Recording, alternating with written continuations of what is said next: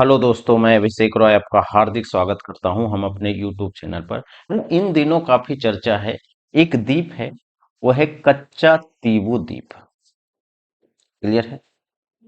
ये खबरों में क्यों है, हम यही चीज समझते हैं कि प्रधानमंत्री नरेंद्र मोदी ने हाल ही में 1970 के दशक में रणनीतिक कच्चा तीबू द्वीप श्रीलंका को देने के लिए कांग्रेस की आलोचना की, है ना। यानी ये जो कच्चा तीबू आइसलैंड है, अब किसके पास है? वो है श्रीलंका के पास। समझ रहे हैं, है ना। और ये संधि 1970 में हुआ और कांग्रेस की सरकार थी, ऑब्वियसली बात इंदिरा गांधी की, तो उन्होंने क्या किया, श्रीलंका को दे दिया। क्लियर है? तो सबसे पहला चीज तो यही समझते हैं कि जो कच्चा तीहू द्वीप जो है, ये कहाँ पर है, लोकेशन इसका कहाँ है।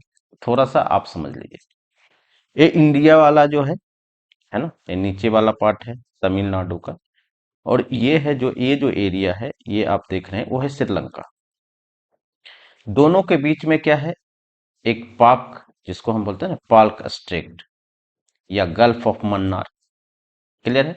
और इसी दोनों के बीच में एक यहाँ पर एक द्वीप है, उसी को हम बोलते हैं कच्चा तीबू द्वीप। समझते हैं और क्या मामला है। लोकेशन के बारे में, स्थान कहाँ है। कच्चा तीबू भारत और श्रीलंका के बीच पाक जल, है ना, यानी पाक स्ट्रीट के स्थित 285 एकड़ में फैला एक छोटा निर्जर द्वीप है। निर्जर का मतलब है कि पूरा सूखा हुआ है ना, रहने योग्य नहीं है। कच्चा तीबू जो है रामेश्वरम से 33 किलोमीटर पूरब है ना, उत्तर पूर्व, और जाफना से जो है लगभग 62 किलोमीटर दक्षिण पश्चिम में स्थित है। क्लियर है? बेसिकली श्रीलंका, ये श्रीलंका वाला एरिया है और ये इंडिया वाला एरिया है, तो इस एरिया में कहीं पे जो है वो कच्चा तीबू द्वीप है। क्लियर है? दूसरा, द्वीपे का एकमात्र संरचना, अगर संरचना की बात करेंगे कि इस द्वीप पर क्या क्या चीजें ऐसा है। इस द्वीप पर एकमात्र संरचना है, एक चर्च है, सन सेंट एंथोनी चर्च है, जिसे जो है 20वीं शताब्दी के शुरुआत में बनाया गया था। और हर साल एक त्योहार के दौरान भारत और श्रीलंका के ईसाई लोग, है ना, ईसाई पुजारी संयुक्त रूप से आयोजित करते हैं, और जिससे दोनों देशों के तीर्थयात्री शामिल होते हैं। क्लियर है? वही चीज हम आपको बताएं कि पीने योग्य पानी के स्रोत नहीं है। जब पीने योग्य पानी के स्रोत नहीं है, तो यहाँ व्यक्ति रह ही नहीं रहा है ना। कच्चा तीबू स्थान अस्थायी निपटान के लिए उपयुक्त नहीं है, यानी वहां पर आप बस नहीं सकते हैं, क्योंकि द्वीप पर पीने का पानी का कोई स्रोत नहीं है। क्लियर है? तो यहाँ पर कोई रह नहीं रहा है। क्लियर? हम समझते हैं कि इसका इतिहास क्या है, थोड़ा सा बैकग्राउंड की बात कर लेते हैं। इसकी उत्पत्ति कब हुई? इसकी उत्पत्ति हुई है 14वीं शताब्दी के दौरान ज्वालामुखी गतिविधियों से हुई है।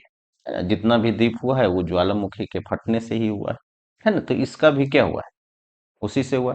अब इसका एडमिनिस्ट्रेशन कैसे हुआ, है ना, प्रशासन जब 14वीं सदी में बना, है ना, तो उस पर कंट्रोल किसका था, हम ये चीज समझते हैं।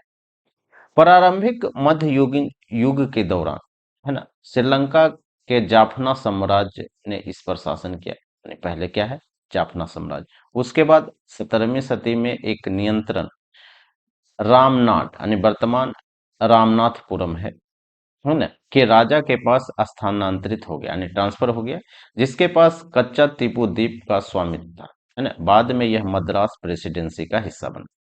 समझ रहे? विवाद में 1921 में भारत और श्रीलंका, जो उस समय ब्रिटिश उपनिवेश थे, यानी दोनों ब्रिटिश के गुलाम थे, है ना, तो दोनों ने मछली पकड़ने की सीमा निर्धारित करने के लिए कच्चा टीपू द्वीप का दावा किया। यानी बेसिकली क्या है कि मान लेते हैं कि इंडिया है और ये क्या है, ये श्रीलंका है। तो यहाँ पर कच्चा तीबू है ना, तो श्रीलंका जो, सॉरी, इंडिया के जो लोग हैं वो क्या करेंगे, यहाँ तक मछली पकड़ने के लिए आएंगे, और श्रीलंका के जो लोग हैं यहाँ तक मछली पकड़ने के लिए आएंगे, है ना। तो इस टाइप का कुछ क्या हुआ था, बातचीत हुआ था, है ना। अब जो बात प्रधानमंत्री नरेंद्र मोदी बोले हैं, है ना, हम उसी बात पर आते हैं कि 1974 में भारत और श्रीलंका समुद्री समझौता क्या था, है ना, क्या था जिस कारण से दिया गया। 1974 में भारत के प्रधानमंत्री कौन थे?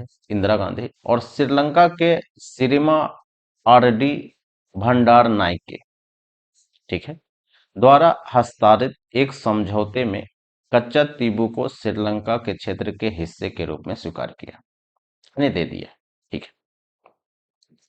समझौते ने भारतीय मछुआरों को पहले की तरह कच्चा तीबू हद तक पहुंचने की अनुमति दी, लेकिन मछली पकड़ने के अधिकार का निपटान नहीं किया। यानी मछली कहाँ कहाँ तक पकड़ा जाएगा, कैसे होगा, ये क्या होगा, ये नहीं किया गया, है ना, पूरी तरह से नहीं किया गया। इसलिए आप देखेंगे कि कभी कभी क्या करता है कि भारतीय मछुआरे क्या करते हैं, श्रीलंका वाले एरिया में चले जाते हैं तो फिर वो पकड़ लेते हैं, फिर श्रीलंका वाले मछुआरे भारत के एरिया में आते हैं तो वो पकड़ लेते हैं, है ना। तो ये समस्या अभी भी है। श्रीलंका ने समझा कि भारतीय मछुआरों को केवल आराम, जाल सुखाने या कैथोलिक धर्म स्थल के दर्शन के लिए बिना वीजा के कच्चा तीबू तक पहुंच सकते हैं। बेसिकली क्या है कि मछली जो पकड़ते पकड़ते आराम करना है, जाल सुखाना है, या जो है ना, जो धार्मिक जो है ना कार्यक्रम आयोजित किया गया था, आप पहुंचिए, कोई दिक्कत नहीं है, वहां पे वीजा की जरूरत नहीं है। 1976 में हस्तांतरित एक अन्य संधि ने दोनों देशों के मछुआरे को एक दूसरे के लिए विशेष आर्थिक क्षेत्र में मछली पकड़ने से प्रतिबंधित कर दिया गया, है ना। 1976 में एक समझौता हुआ जिसमें ये कहा गया कि भारतीय जो मछुआरा है श्रीलंका वाले एरिया में मछली नहीं पकड़ेंगे, और श्रीलंका वाला जो मछुआरा है वो भारत के एरिया में क्या है, मछली नहीं पकड़ेंगे।